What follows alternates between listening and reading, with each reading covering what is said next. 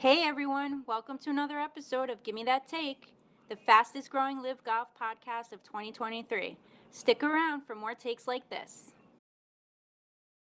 It makes so much sense actually for the DP World Tour to, I don't want to say lose on purpose, but to lose this because they get to be then the only tour that has Phil Mickelson, Dustin Johnson, Everybody. and Rory McIlroy on their course. Why would Yeah. they want to? I don't understand why they'd want to win other than to continue their happy relationship with Papa Golf Alpha.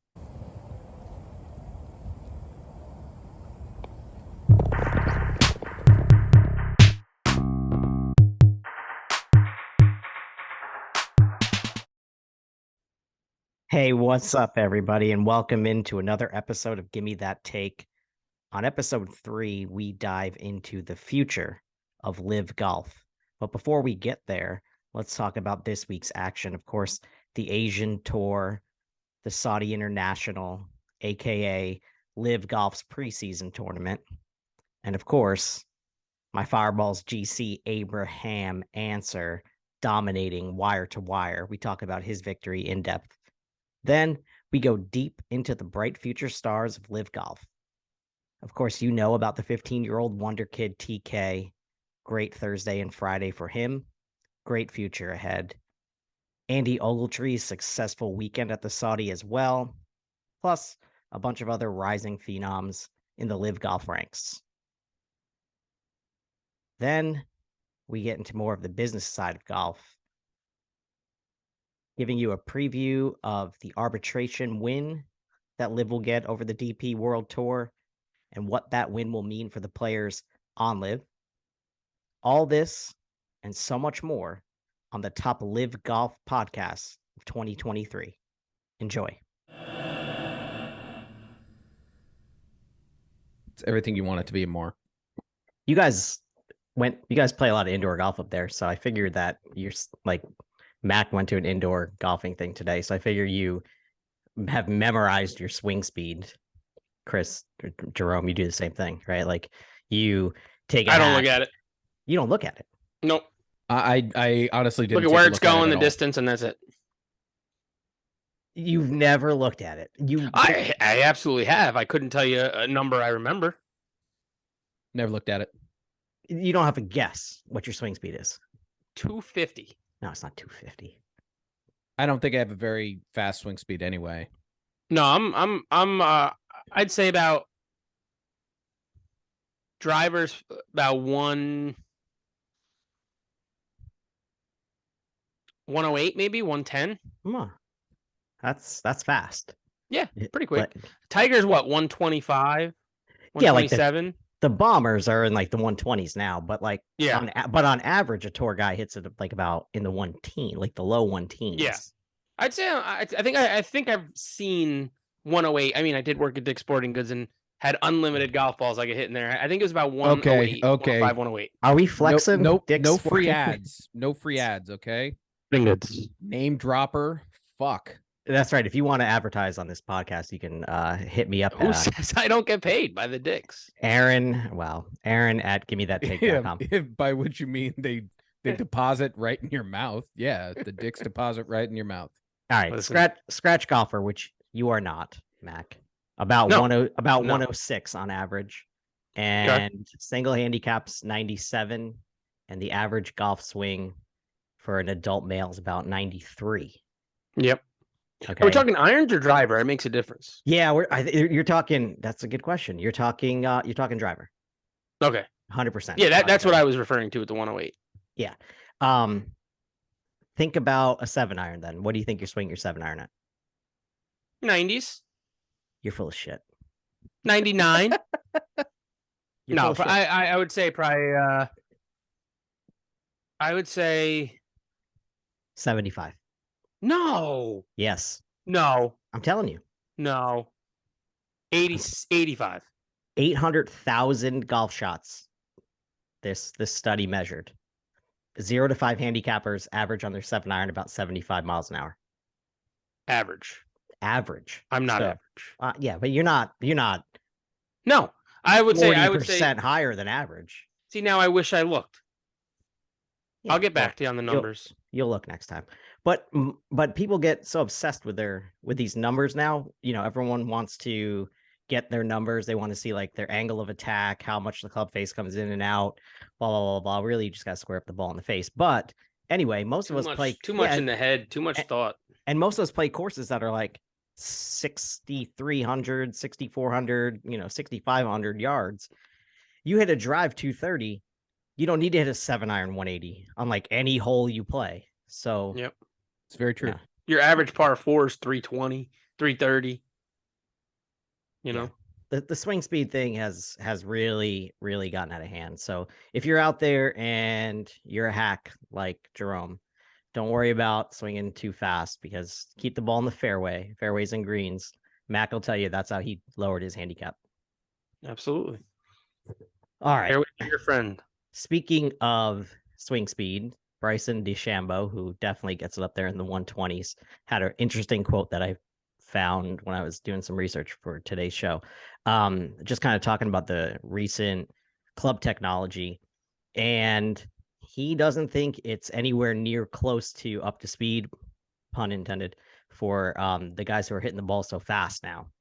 And he thinks that when it does, that he's going to change the game forever. And here's a quote from Bryson.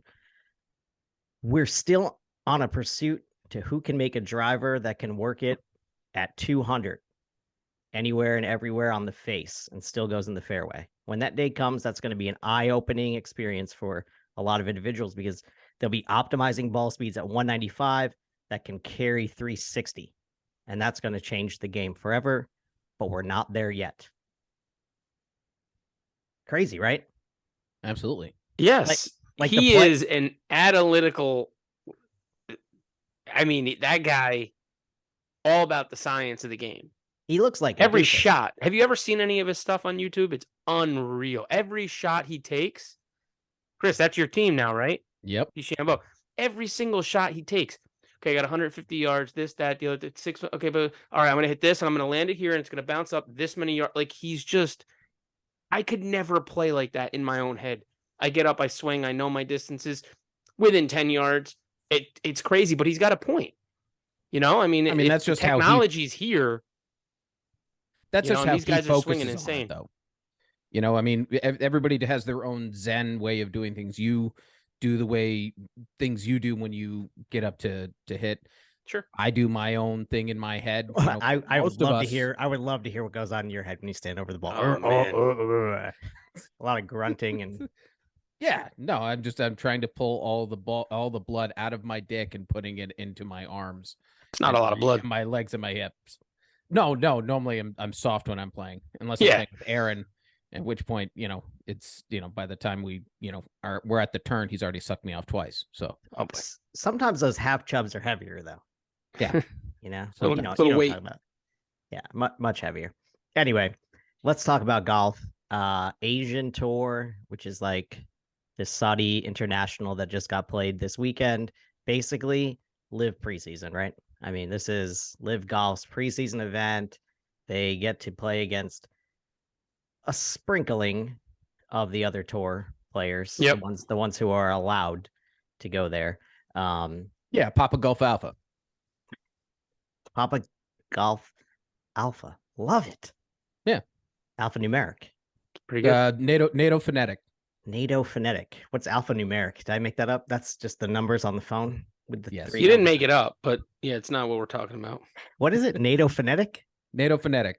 Oh. So across all NATO countries, if you need to spell something out, you use the NATO phonetic. So P is Papa, G is Gulf, as in the Gulf of Mexico. Not golf. Not golf. Also not A golf. is Alpha. So it's an easy way for us to get away with saying Papa Golf Alpha without actually saying Papa Golf Alpha and getting in trouble for it, Yeah, it's censored on my flag. Censored on my flag back here. Yeah, exactly. Can't have that on the show. Anyway, take a look at the leaderboard. It's, 90% LIV here. Of course, my boy, we'll get to him in a second. Won. But interestingly enough, the Papa Golf Alpha Tour allowed a couple folks to play. Cameron Young being one of them, Lucas Herbert from Australia, and Cameron Champ. The first two guys, Young and Herbert, played real well. And they were granted permission by exemption, even though the other tour was playing Pebble, and we'll get to some of the legalities later on in the show. Anyway, Cameron Young, Lucas Herbert, Cameron Champ. Foreshadowing of some signings.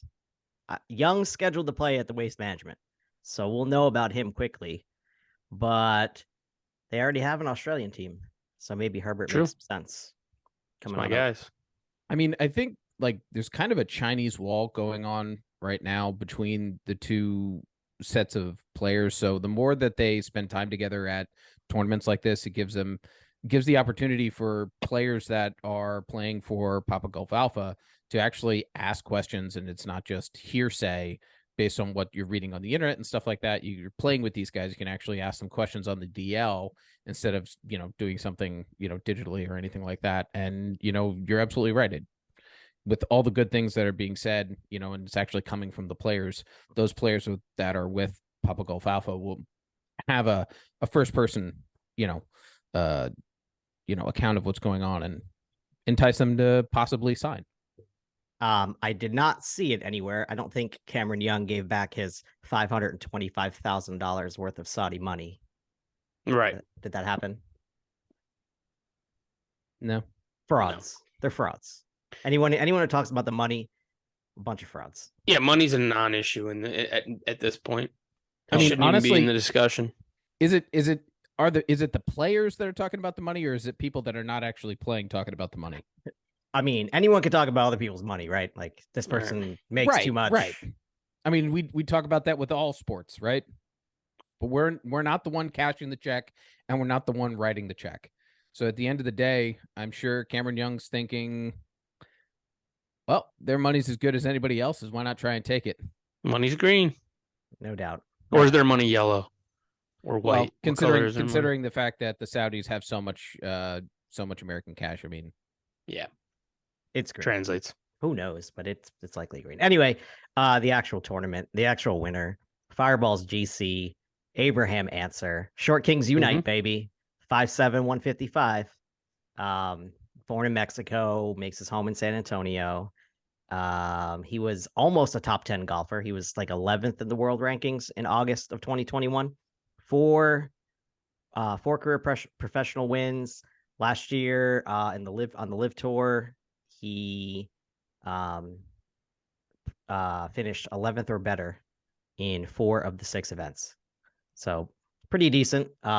Majors, 10 of 14 that he's played in, he's made the cut and finished 8th. It's pretty good. Yeah, pretty good. Finished 8th at the censored championship at the Ocean Course in 2021. 13th in Augusta 2020.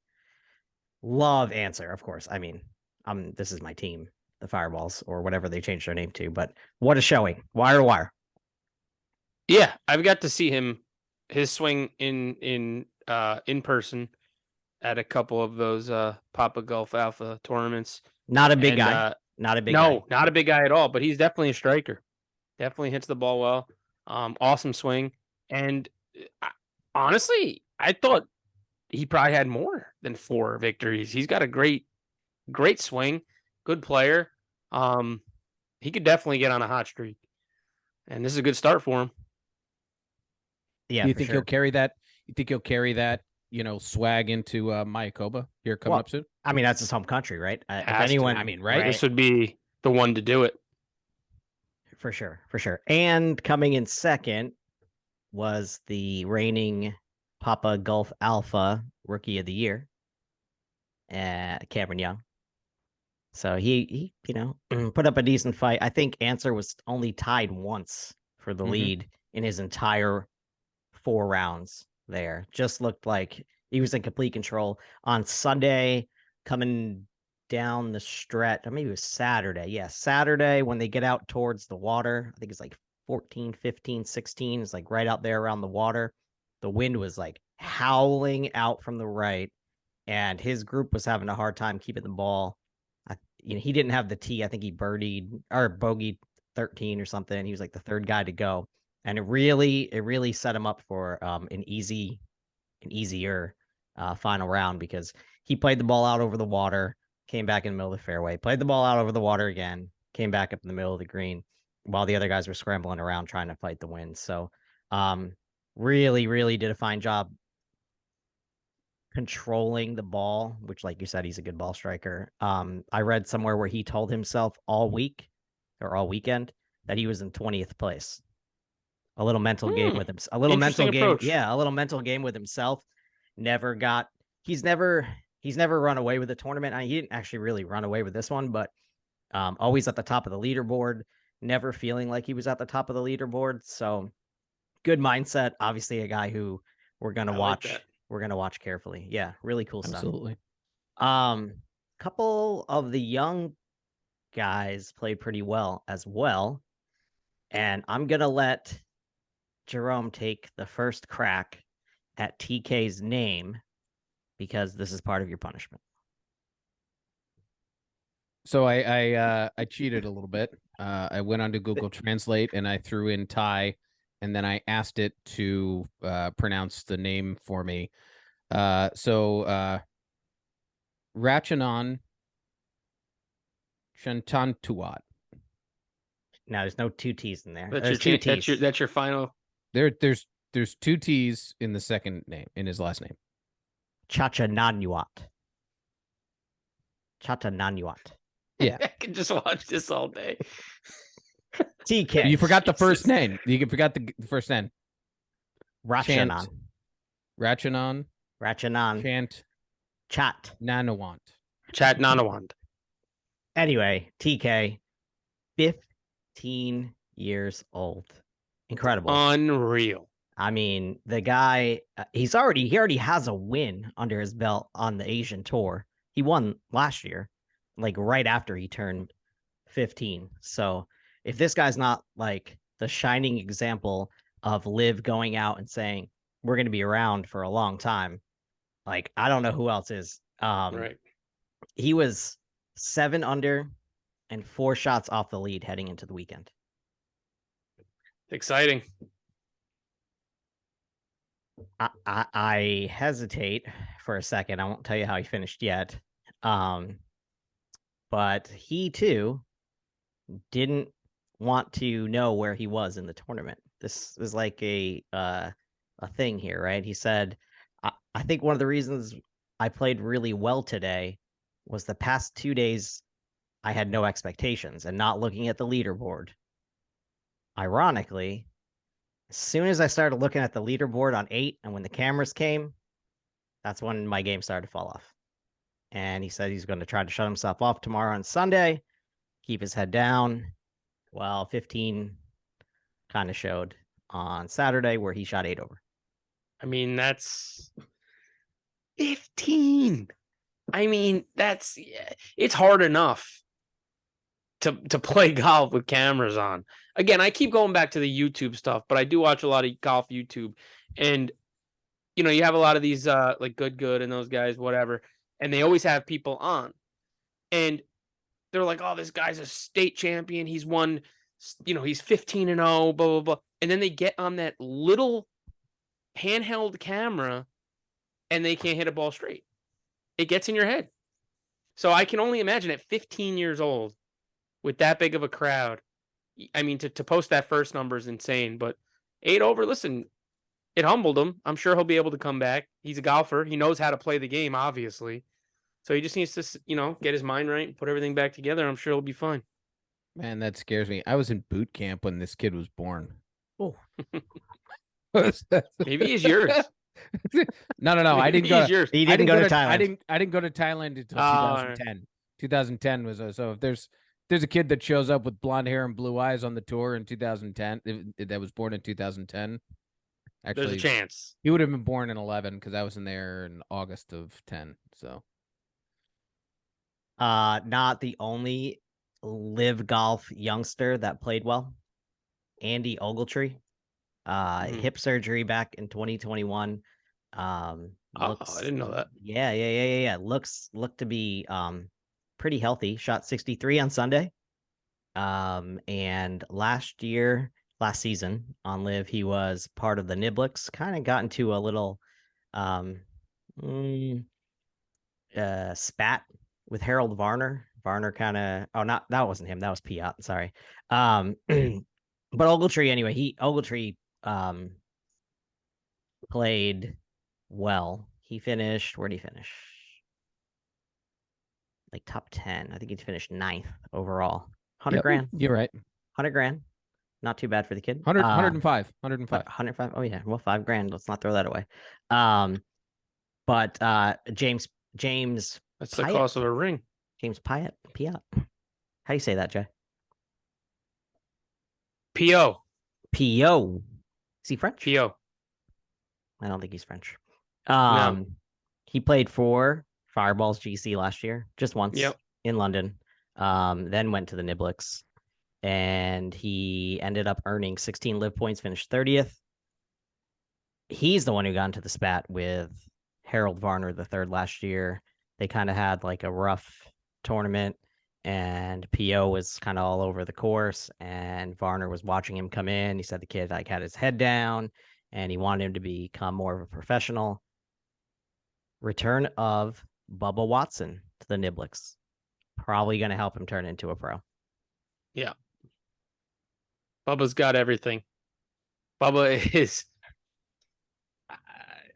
I still can't believe that Liv has Bubba, and for his reasons too, which is really cool.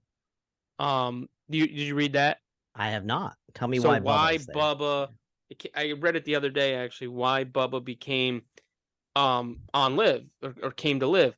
His son, who wasn't really big into golf, was actually watching golf on TV and loved the team aspect. Got into it. Said, "Dad, this is awesome," and it got him into that golf. So his dad was like, "You like this?" And they had a conversation about it. He's like, "Yeah, this is great. The team." Bang. That's what kind of drew him over there, and that's what eventually made his decision to come over to Live, because his son was interested in the game that he loved and grew up playing. Really cool. Fantastic story. That is really cool. That is really cool. Yeah. Ogletree, by the way, he played in London last year when they kind of like were just inviting people to come play.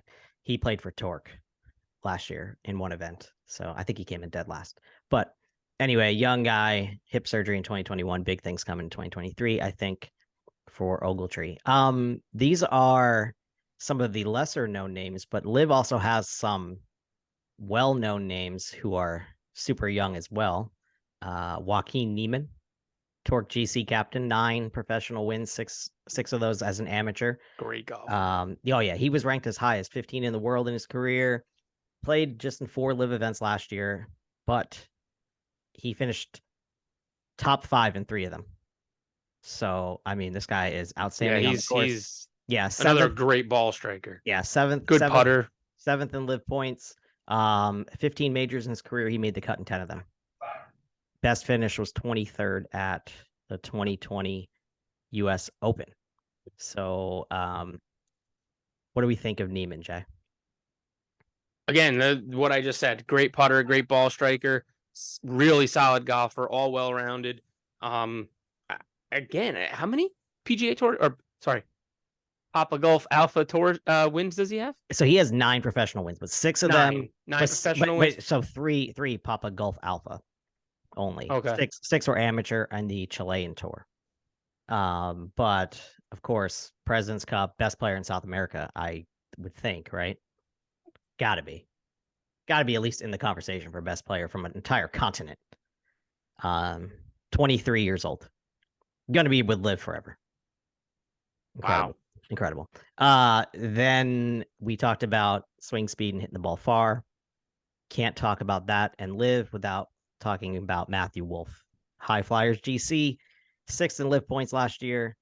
2 majors top 10s. He came in 2nd to Bryson at Winged Foot back in 2020 U.S. Open. Averaged 320 off the tee last year. Finished 2nd in the live event at Bedminster. Look out, we'll be there.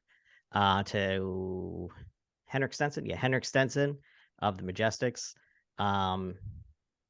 That final round at Bedminster, the final 9, he came in at 31.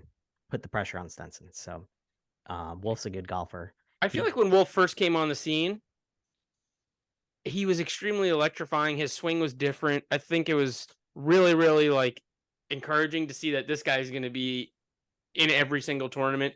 The one that he was going back and forth, Colin Morikawa came up with him, and the battles they had, Matt Wolff winning right off the bat, making that crazy long putt.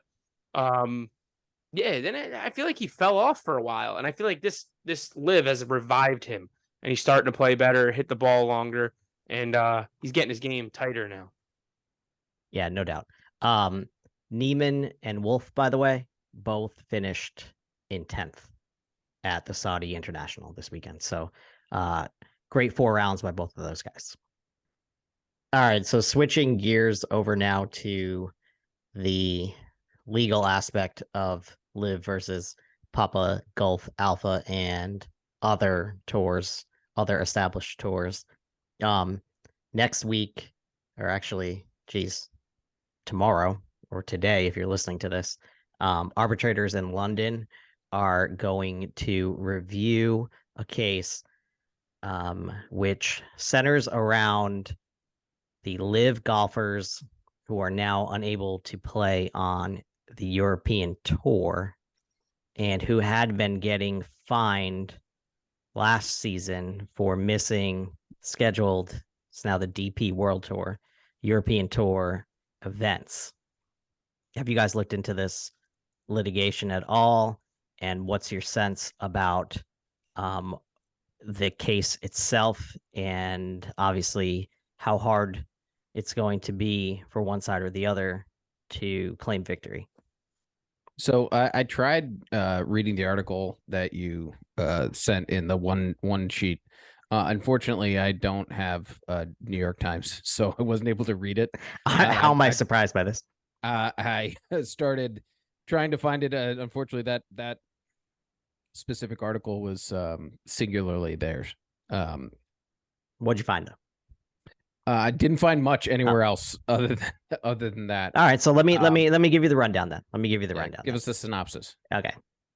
So basically, this is the first kind of step in LIV players making their case that these other tours are holding a monopoly on the game. Okay. And the players for LIV consider themselves, as they should, independent contractors. And they should have the freedom to pick and choose where they play. Now, yeah, their tour is not holding them down. Right. And now we already know that forever, players have played on multiple tours. We know that Rory has gone to Europe and played in the European Tour. 100%. We know that the Spanish golfers are always in Europe. We know that the Asian golfers are always in Asia. And the Papa Golf Alpha and European tours or DP World Tours are, buddy. They look out for each other's best interest, mostly because without the Papa Golf Alpha Tour, the DP World Tour is nothing, right? They are trying to draw the names from the other tour to their events so they can sell tickets, sell merch, get some TV time and whatnot. And for all these years, it's just kind of been like a wink, wink. We'll exempt you, even though Pebble's going on this week, you can go over to Asia and play, or this event's going on, you can go over to Europe and play because, we've got all of these guys. Not everyone can play every week, right? So go earn your living, go do that. LIV comes on the scene, and now all of a sudden, Ian Poulter can't play in the Ryder Cup. Henrik Stenson can't be a part of his continent's teams. He can't go play in his home country. And most legal people believe that the hardest part of this litigation will be the European Tour figuring out a way to objectively find reasonable grounds for treating LIV differently than the other professional tours, because the other tour players are pretty much generally granted permission, kind of similar to how Cameron Young got to play in Asia. Mm-hmm. I know we're a live show, but if you can think objectively as a human being, this just makes too much sense to be on the live people side, even if you're a Papa Golf Alpha sip. No. Mm-hmm. Yes. 100%. Yeah, you're right. Absolutely. Absolutely. And they're From that already perspective, it does. Yeah, and there's already legal precedents in Europe. The competition, I did a little research here. The Competition Act of 1998. It's a piece of European legislation across the continent that basically guards against monopolies in any business sector. Does not separate entertainment, does not separate sport. So this is going to be the big piece of precedence, I think, that LIV will present. It's going to be all behind closed doors. 5 arbitrators will decide this. Now, when LIV wins this, and they will, these guys are going to be allowed to play in the DP World Tour events. So they'll be able to earn the World Golf Rankings points. Official World Golf Ranking. Yep. Yeah. And so once they can earn those points, it'd be interesting to see if they can get enough of these points to automatically qualify for the Ryder Cup in 2023. Wouldn't that be some shit? Be interesting. That would make things interesting. Because they're going to play. The Europeans are going to play. There's no, we're only playing in America here for LIV like 10 weekends out of the year. So that leaves easily 15 probably to be on the safe side. 15 tournaments to go over there. Playable golf, yeah. It just makes so much sense actually for the DP World Tour to, I don't want to say lose on purpose, but to lose this because they get to be then the only tour that has Phil Mickelson, Dustin Johnson, and Rory McIlroy on their course. Why would they want to? I don't understand why they'd want to win other than to continue their happy relationship with Papa Golf Alpha. Right. You get local golfers, you get local fans. You want world golf, you want a lot of people to come and be attracted to your event. You want the best golfers in the world. So, you're right. When you put it that way, it makes sense. And of course, these guys want to win the money too, right? They're making plenty of money on LIV, but not all of them are making plenty of money on LIV. Some of these guys are still finishing in the bottom half, out of 14 tournaments, they're finishing the bottom half 13 times. They're better not than being cut. It is better than being cut, and they are guaranteed money for their appearances, and they get the team aspect. They're earning a much better living. But we can talk about how this draws players to LIV for sure. Right. But go ahead. But they can earn more money. But they can earn more money playing on another tour, getting on these events, and then also the pride that comes with being on a President's Cup team, on a Ryder Cup team. You can't beat that. And so, it's the world against LIV right now. Yeah, it's so crazy because especially like this tour that the diest of diehards don't watch the DP World Tour. Let's be honest. They just don't. They don't have the names. No one knows who won this weekend. I don't even know who won this weekend on the DP World Tour. I know they played an event, but I have no. Actually, I challenge you all to go out there. The guy who I don't know the name of the person who won, but I actually watched because the guy had I want to say this right. He had a 3-stroke lead on the 18th hole, and it was a par 5. And all you had to do is put in the fairway. All you had to do is put in the fairway and lay up, right? And it's over. And he hits his tee shot in the water. You got to look this up. Puts his tee shot in the water, hits the next ball from the tee, hits 3 from the tee, puts it right in the middle of the fairway. So, what do you think he does? You think he lays it up? He goes for it. Nope. Right in the drink. He goes for it. Skips off a mound in front of the green, kicks into the water again. Oh, that is heartbreaking. So now he's standing there laying 5. He's steps off the green. I want to say, I don't know if it was a mishit or a chunk, but gets it maybe like 6 feet onto the green. It's got like a 32-foot putt for a double to win the tournament by a stroke. Center Cup. It's like the greatest double bogey of all time. No way. Yeah, you gotta look it up. It was unbelievable to watch. Like, how could you collect? I don't know his name. I wish I knew his name. How can you collect yourself in that moment? Put 2 in the drink. You're like, I blew it. I'm gonna have to go win a playoff now And because still stay focused enough to make a putt and win. That's wild. Unbelievable. Yeah, and no one watched. Obviously, no one Yeah, right. watched. Of course. So anyway, I mean, if it was, No one would you? It believes you sounds right now boring. because nobody saw that. you're absolutely right. The only reason why I saw that is because I was looking up stuff about the DP World Tour. There's no other reason why I would have stumbled upon the greatest double bogey of all time. Anyway, speaking of double bogeys, Rome, did you play any golf this week? Just last week when I went to the Oh yeah, the last week. How'd you simulator. do? How'd you do? We only had time to play the front 9 of TPC Scottsdale, and I shot a 43. That's Not bad. That's pretty decent. Mac, And I haven't Oh. that was my first time ever playing on a screen. Like I've How gone many to a mulligans? sim. How many mulligans? The None. putting is the worst. No, I didn't The take any worst part mulligans, for me. mainly because I was playing with Austin and I was like, no, if I'm going to talk any kinds of shit about anything for the podcast, there's no mulligans. There's just you hit them and you work things out. I also have I got a TaylorMade Stealth driver that I was using for the first time. I'm very happy with it, but I haven't hit anything in 3 months, so. Besides your wife. Oh No. no.